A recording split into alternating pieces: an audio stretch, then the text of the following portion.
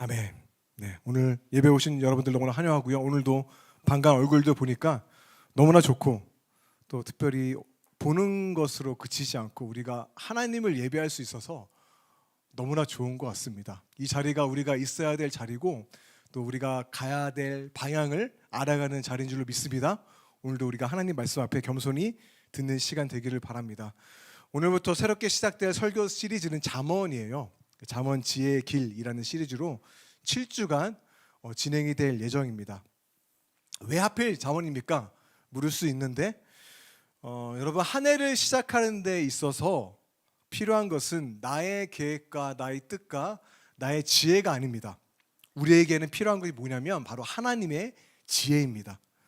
그렇기에 잠언을 주제로 우리가 7주간 함께 말씀을 깊게 살펴보았으면 좋겠습니다. 계속해서 진행 중에 있죠. 우리가 지난주에 21일 기도와 금식을 통해서 하나님이 나의 시작이 되어 주십시오, 우리가 그렇게 결단을 했고요. 또 하나님의 지혜로 내 삶을 운영해 나가자, 그런 의미로 우리가 잠언을 살펴보았으면 좋겠어요. 여러분, 성경에는 지혜서라고 불리는 세 권의 책이 있는데 무엇인지 아시나요? 알아도 여러분 말씀 안 하시겠죠? 제가 말씀해 드릴게요. 잠언과 전도서와 욥기가 바로 지혜서입니다. 이 세 권의 책은 어떻게 보게 되면 인간에게 있어서 근본적인 질문을 던지고 있어요. 똑같은 질문입니다. 우리가 사는 세상은 도대체 어떠한 세상일까? 그 의미를 질문하고 있고, 그렇다면 이 땅에서 잘 살아가는 것이 어떤 것이지? 어떻게 해야지 잘 살 수 있는 것이지? 라는 질문을 똑같이 던지고 있다는 거예요.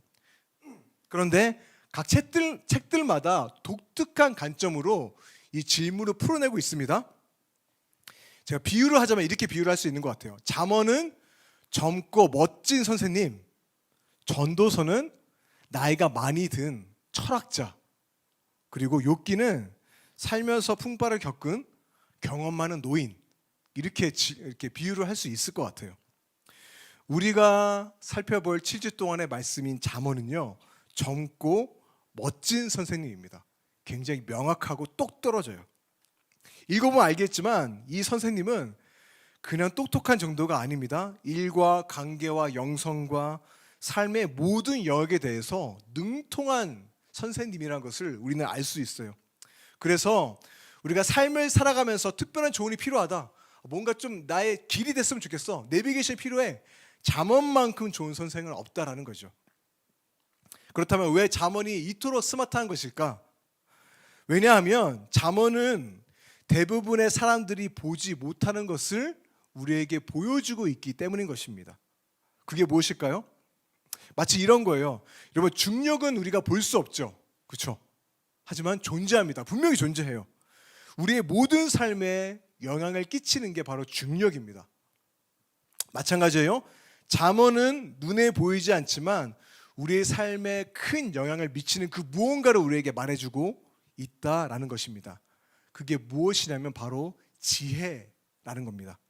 히브리어로 호크마라고도 하는데, 하나님이 세상을 만드실 때 그냥 만든 게 아니에요. 호크마로, 그분의 지혜로 이 세상을 만들었기 때문에 이 세상에 작동하는 원리는 무엇이죠? 하나님의 호크마로 세상이 운영이 되고 있는 것입니다. 그래서 잘 살아간다는 것은 무엇을 말하는 것입니까? 호크마의 원리로 지혜를 가지고 살아가는 것, 이게 바로 잘 살아간다라는 것입니다. 그런데 우리는 보통 지혜라고 하면 무엇을 떠올립니까? 똑똑한 거, 지식을 떠올려요. 그래서 공부 잘하는 사람, 머리가 좋은 사람을 지혜라고 우리가 생각을 하는데, 여러분, 그렇지 않습니다. 호크마는 지식이 아니에요. 그것을 넘어서 이런 겁니다. 여러분, 이런 어르신들이 있을 거예요. 초등학교도 안 나왔어요. 그 배우지 못한 어르신이에요. 근데 그분과 이야기를 하다 보면 우리가 무언가 모르는 삶을 깨뚫어보는 통찰이 있어요. 어떻게 이런 것까지 보시지?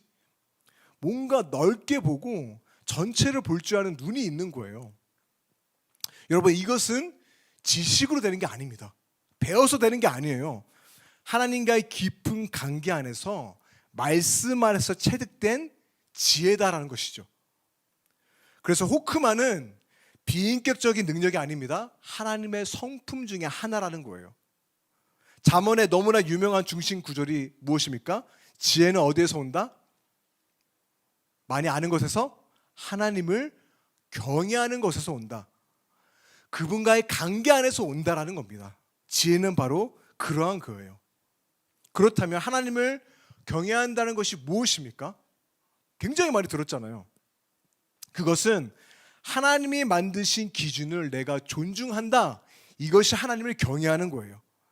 내 나름대로의 기준을 정하고 세상을 바라보고 이게 선이고 이게 악이야, 그게 아니라 하나님이 만드신 기준과 선과 악을 존중하는 것, 이것이 바로 하나님을 경외하는 것이다 라는 것입니다. 따라서 진정한 지혜란 무엇입니까? 하나님과의 관계 안에서 그분의 원리와 기준을 정확하게 알고 그 선을 넘지 않게 살아가는 것이 바로 지혜다라는 것이에요. 하지만 여러분, 우리가 하나님을 경외하지 않으면 어떻게 될까요? 반드시입니다. 우리 마음은 공백 상태일 때가 없어요. 하나님의 경외함이 없으면 다른 것들이 우리 마음을 차지하게 됩니다. 그래서 세상의 철학과 세상의 여론과 나의 감정과 인간의 논리와 강하게 나의 삶을 사로잡아요. 그래서 그것들이 내가 지혜야, 나를 따라, 이렇게 살면 행복한 거야 라고 우리 마음을 주장한다라는 것입니다. 예를 들어서 돈이 나의 기준이 되어버리면 어떠합니까? 사람과의 관계마저도 돈의 원리에 의해서 관계를 맺습니다. 내 이익을 위해서 사람을 이용하는 것이죠. 그게 지혜인 줄 알고 살아간다는 거예요. 그렇게 사는 게 잘 사는 거라고 생각하는 거예요. 다른 사람들 다 저렇게 살아가는데 왜 나만 바보같이 당해야 돼? 그렇게 세상의 지혜에 휩쓸려 살아갈 수 있다는 것입니다. 근데 여러분 잘 들으세요. 예수님을 믿고 따르는 우리들은 이 세상에서 단순히 잘 되기 위해서 살아가는 자들이 아니에요. 분명히 해야 됩니다. 기독교 왜 믿습니까? 왜 우리가 구원을 받습니까? 잘 성공하려고? 아니에요, 여러분. 주식에 투자해서 이익 내듯이 이렇게 내 삶에 신앙으로 투자하면 성공할까? 행복할까? 이게 아니라는 겁니다.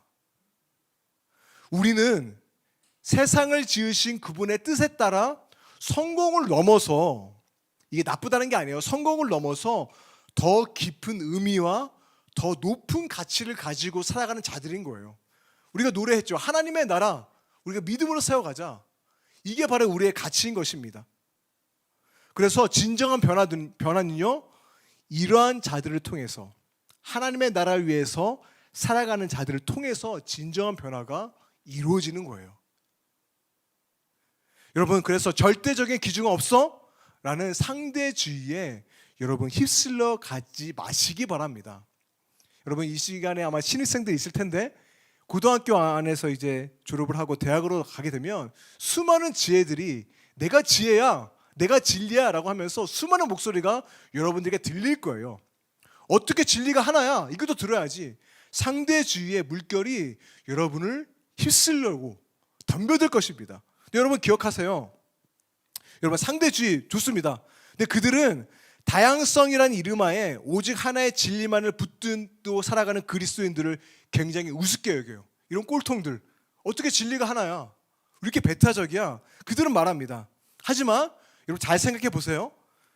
그들은 진리를 탐구한다는 명목하에서 모든 것이 다 답이다라는 무분별로 전락해버린 거예요.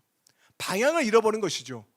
북극성이 어디에 있습니까? 북쪽에 있어야 되는데 그것마저도 부정해버리고 모든 것이 진리야 라면서 무분별로 전락해버린 겁니다. 방향을 잃어버린 거예요. 그러면서도 다양성을 인정한다고 하면서도 하나의 진리를 붙드는 기독교를 인정하지 않는 모순을 그들 스스로 저지르고 있다는 겁니다. 그래서 여러분들은 어떠한 삶을 살아가시겠어요? 여러분의 인생을 다른 것으로 설계하지 마세요. 세상의 지혜로 설계하지 마세요. 지혜의 근본이신 하나님과의 관계를 가장 중요하게 여기시기 바랍니다. 거기에서 지혜가 나옵니다. 그리고 그분의 시선과 그분의 기준으로 세상을 바라보고 삶의 의미를 찾으시기를 바랍니다. 여러분, 우리는요, 성공보다는 의미를 찾는 자들입니다. 죄로 인해 몰락한 이 세상을 재건하는 자들이 바로 우리예요. 하나님의 자녀들. 그래서 우리는요, 우리가 받는 재능을 나의 성공을 위해서 사용하는 자들이 아니라 세상의 필요를 채우는 데 사용하는 자들입니다. 그리고 우리는 미래가 하나님의 약속만큼이나 밝을 것이라는 소망을 가진 자들이죠. 그리고 이 땅의 교회가 소망이라는 것을 믿는 자들입니다. 그게 바로 그리스도인 예수를 따르는 자들입니다.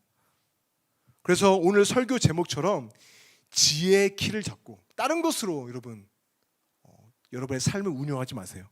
지혜의 키를 잡고 세상을 항해하는 우리 모두가 되기를 바랍니다.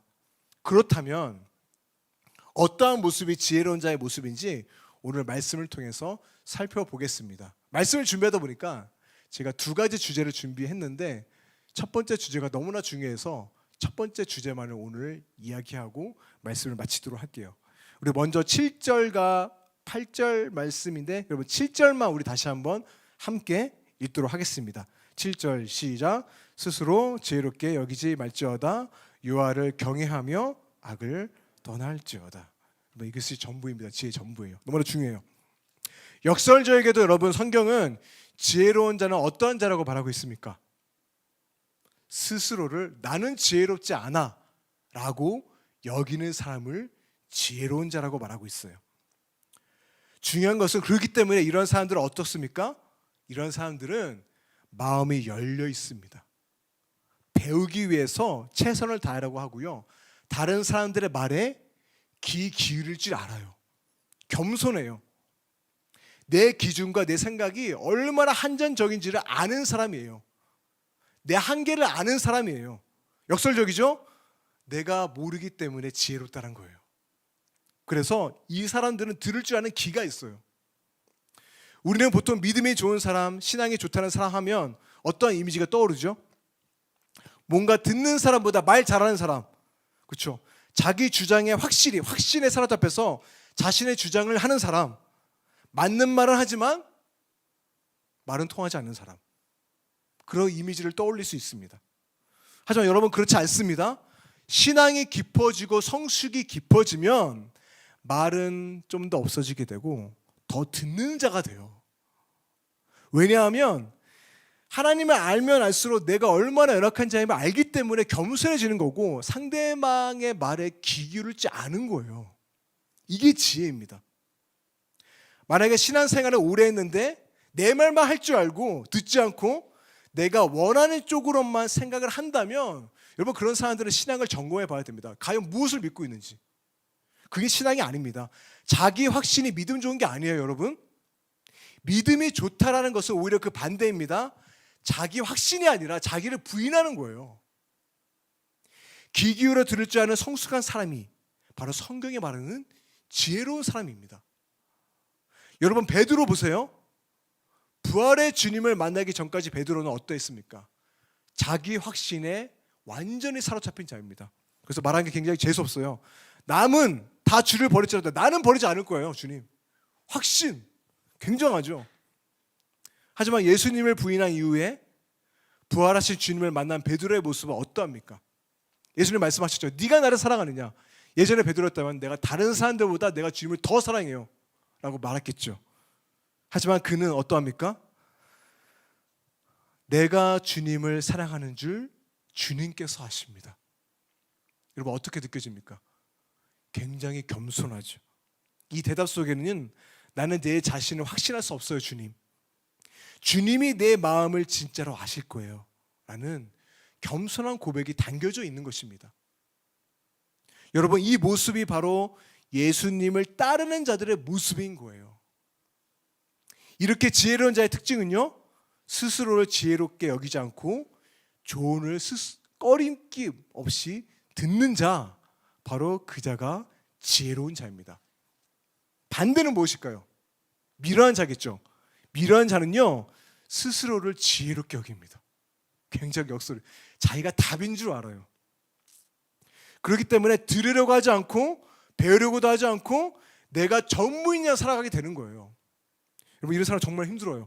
여러분 이런 말이 있죠. 세상에 한 것만 아는 사람만큼 무서운 사람은 없다. 그게 전부인 줄 아니까 대가 되지 않는 거예요. 그것만 아는 거예요. 그것만 고집하는 거예요. 이건 정말 무서운 자기 확신이죠.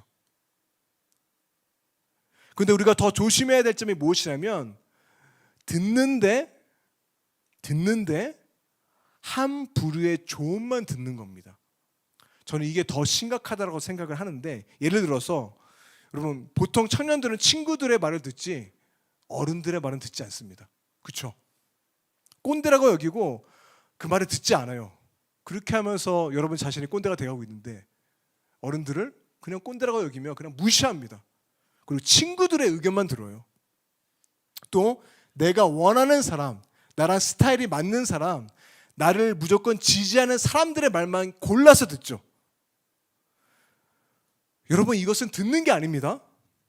제가 오늘 우리 세대가 당면한 큰 문제라고 생각을 하는데, 내가 원하는 말만 듣고 서로 같은 생각을 가진 사람들끼리만 모여서 패거리를 짓는다라는 겁니다. 이게 좀 심한 것 같아요.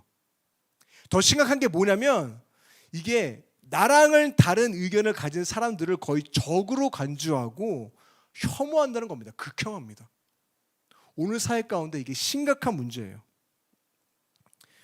여러분, 넷플릭스를 보게 되면 소셜 딜레마라는 다큐가 있는데 여러분 한번 보시기 바랍니다. 이 다큐는 정보는 넘쳐나지만 실상은 지혜의 기근 속에 살고 있는 현대인들의 모습을 조명하고 있습니다. 여러분, 구글에 가서 기후변화라고 쳐보세요. 그러면 사람마다 다른 결과가 나온다는 거 알고 계십니까? 어떤 사람에게는 기후변화는 속임수라고 나오고요, 어떤 사람에게는 지구를 파괴하고 있다라고 검색이 돼요. 사는 지역에 따라 구글이 알고 있는 우리의 감신사에 따라서 다른 검색 결과를 우리에게 보여주고 있는 것입니다. 그래서 우리가 온라인에서 하고 있는 모든 일이 감시되고 추적되고 기록되고 분석되어지는 거예요. 부정하지 않아도 그게 실상 일어나고 있습니다. 그래서 페이스북의 좋아요 버튼의 창시자, 인스타그램, 핀터레스트, 가장 인기 있는 소셜미디어의 전직 임원들과 직원들이 지금 윤리적인 이유로 회사를 그만두고 나오고 있습니다. 그래서 입을 모아서 이렇게 얘기를 하고 있어요. 만약 당신이 이 SNS의 뒷이야기를 들으면 더 이상 이거를 사용할 수 없을 것이다. 그들은 진실을 알고 있거든요. 우리가 사용하는 SNS들이 중독을 위해서 설계되어 있다는 겁니다. 여러분, 이게 다른 사람이 얘기한 게 아니라 이것을 직접 만든 사람이 지금 말하고 있다는 거예요. 여러분, SNS를 사용하는 동안 우리 뇌에는요, 도파민이라는 호르몬이 방출되고 있는데, 도파민은요, 술을 마시고 담배를 피고 도박할 때 나오는 호르몬이 그 도파민입니다. 근데 우리가 온라인 상태일 때 도파민이 나오는 거예요. 그래서 온라인 지속 시간을 늘리는 것이 이들의 목표라는 것입니다.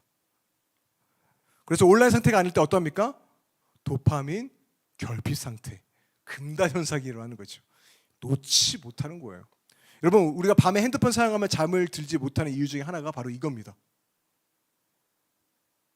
지난주에 21일 금식과 기도를 진행하면서 피드백을 잠시 몇 사람을 통해서 들었는데 굉장히 고무적이더라고요. 어떤 청년은 SNS 앱을 지웠대요. 지우고 기도하고 말씀하는데 시간을 더 드리고 있다는 얘기를 들으면서 너무나 기쁘더라고요. 여러분, 그렇습니다. 너무 잘하고 있는 거예요.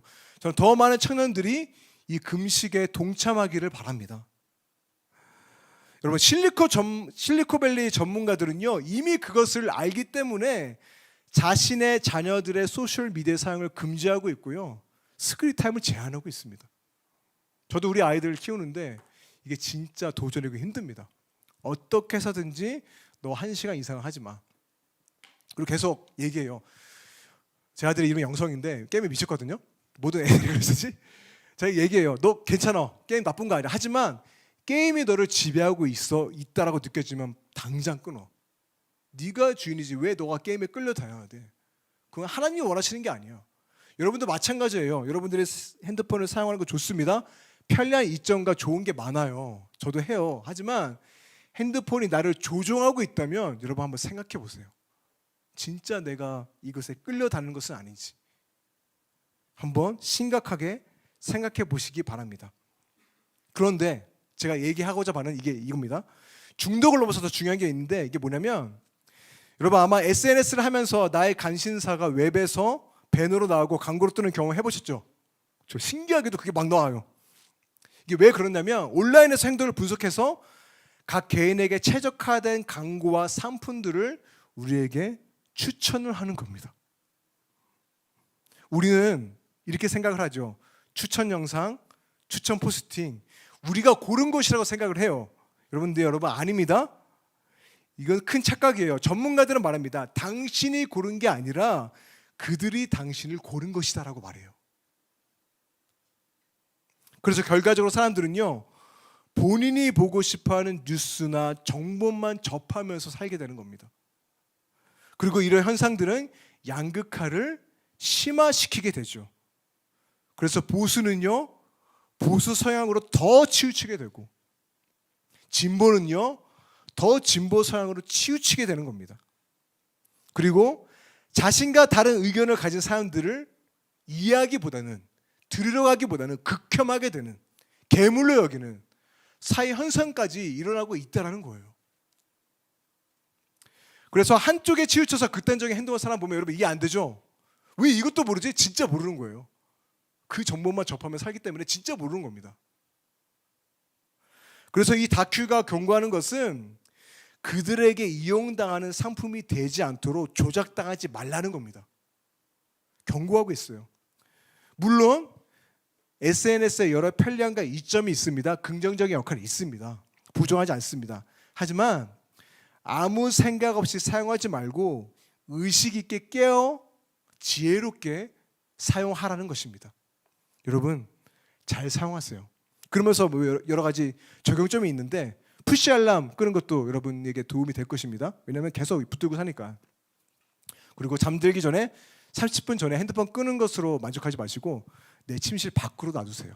내 옆에 놔두면 계속 보기 때문에 밖으로 놔두고 그냥 주무세요. 그 시간 그냥 기도하세요. 괜찮습니다.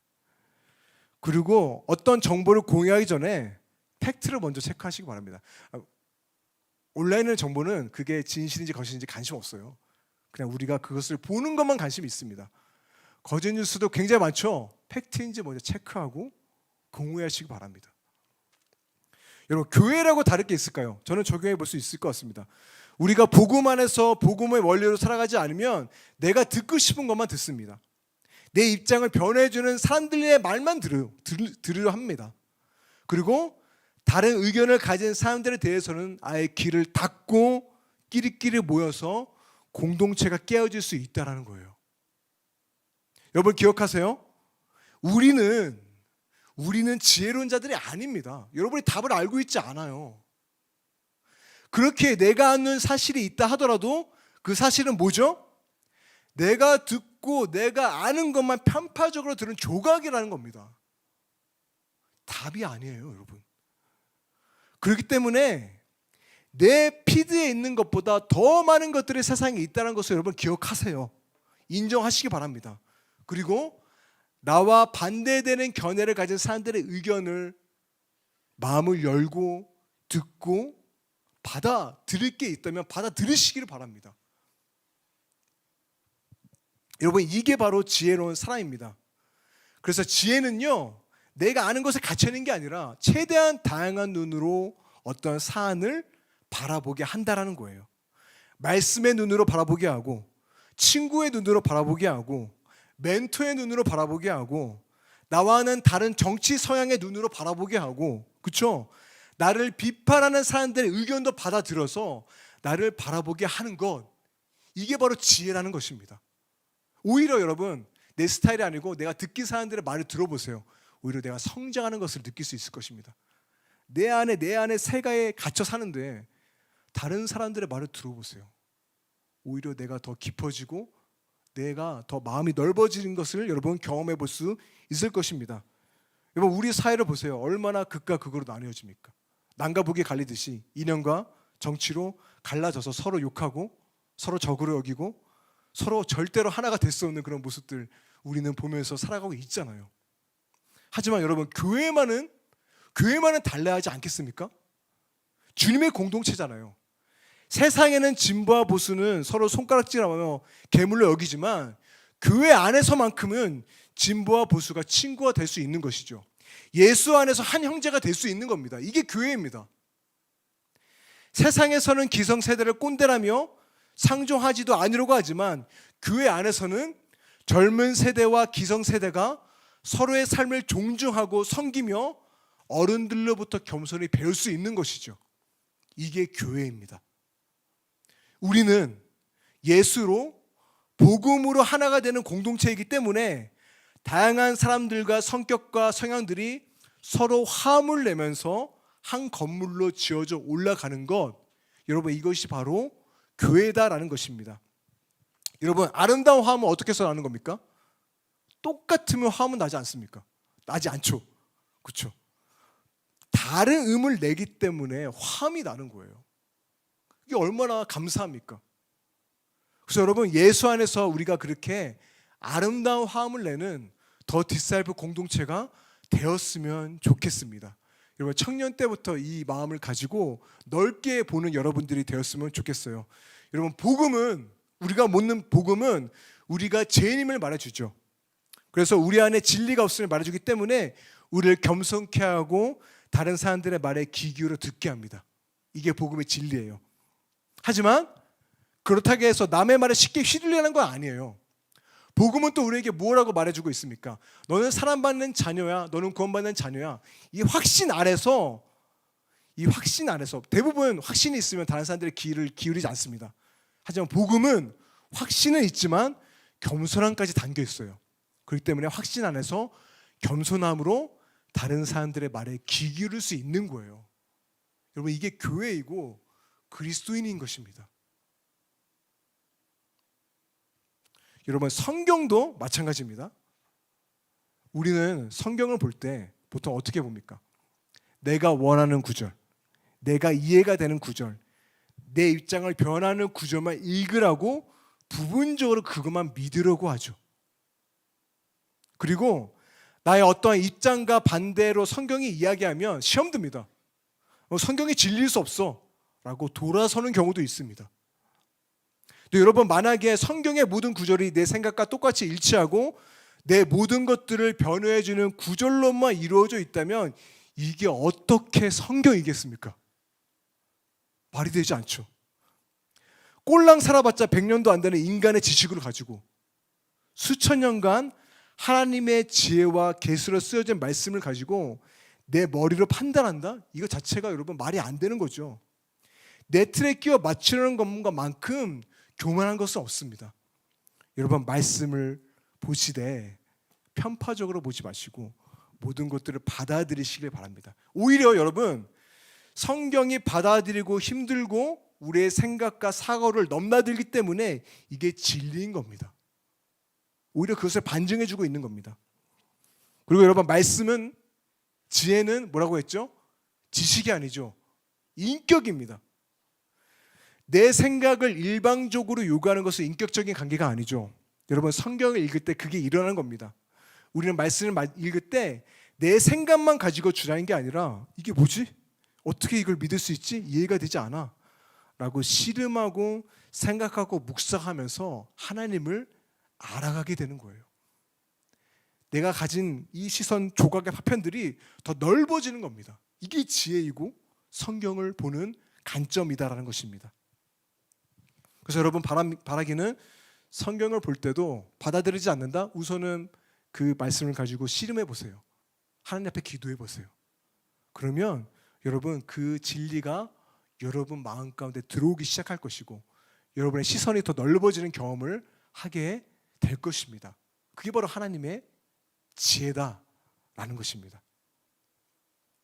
마지막으로 한 부분만 살피고 말씀을 마치겠는데 제가 말씀 준비하면서 제 책상에 컴퓨터로 막 타자치다가 문득 시선이 한쪽으로 쏠렸습니다. 제 책상에 C.S. 루이스 365 데일리 메시지가 있어요.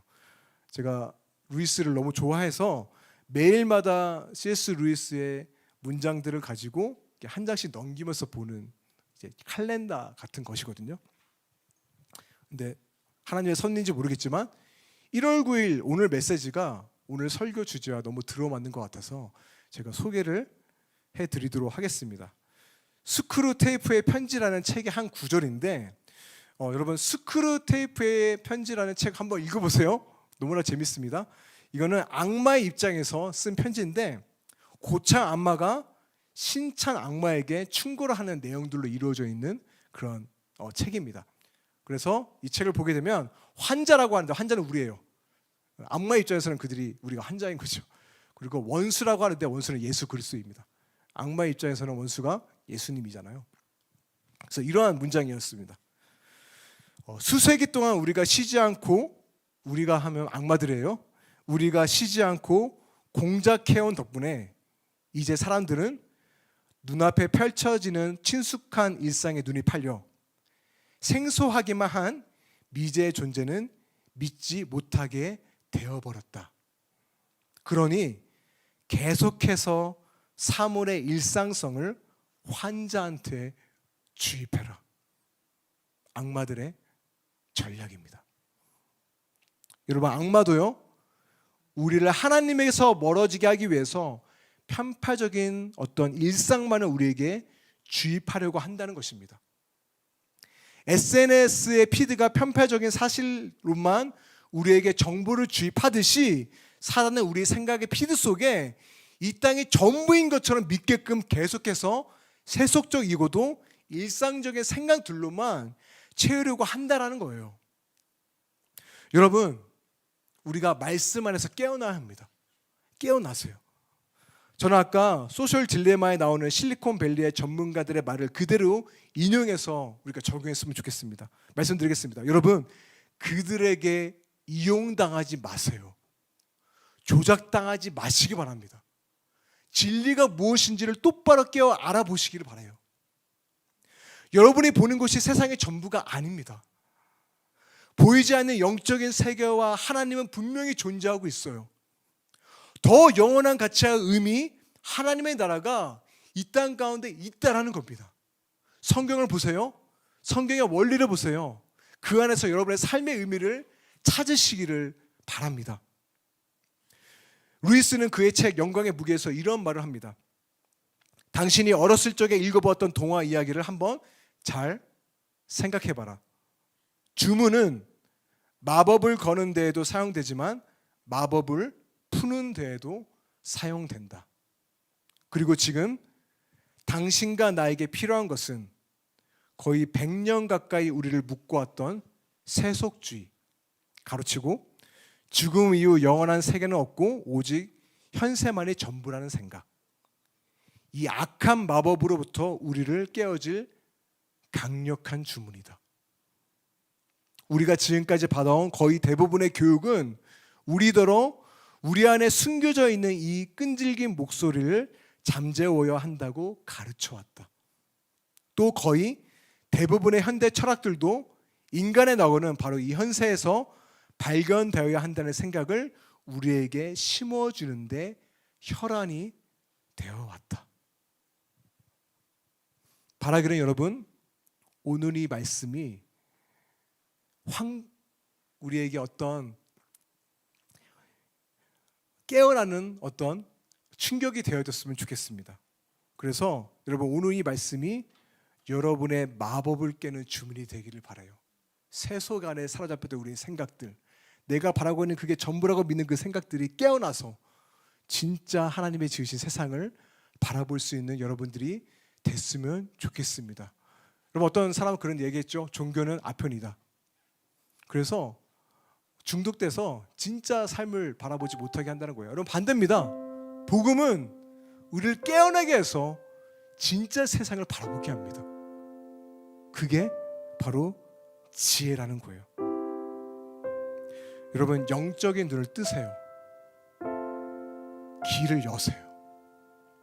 하나님의 말씀을 들으시길 바랍니다. 그게 진리이고 지혜입니다. 그래서 일상 속에 깃들어져 있는 하나님의 섭리와 거룩함과 영원한 가치에 눈을 뜨시기를 바랍니다. 이 땅에서 존재해야 할 진정한 의미를 여러분, 하나님 안에서, 복음 안에서 찾고 발견되어지는 저와 여러분들 되시기를 주님의 이름으로 축복합니다.